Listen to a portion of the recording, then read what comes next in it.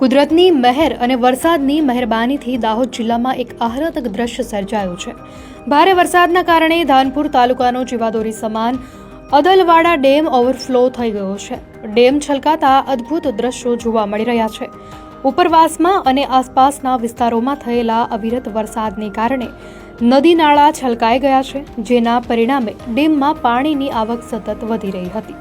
હાલ ડેમની સપાટી 236.90 મીટર પર પહોંચી ગઈ છે, જે તેની ભયજનક સપાટી 237.30 મીટરની ખૂબ નજીક છે।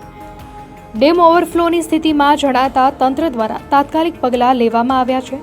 દેવગઢ બારિયા અને ધાનપુર તાલુકાના નીચાણવાળા 9 જેટલા ગામોને એલર્ટ કરી દેવામાં આવ્યા છે, જેમાં મોઢવા, જંબુસર, ભૂલવાણ, રામપુર, વાંદર, દેગાવાડા, વેડ, મોટા કેલિયા અને જાબિયાના રહેવાસીઓને સાવચેત રહેવા અને સુરક્ષિત સ્થળોએ ખસી જવા માટે સૂચના આપવામાં આવી છે।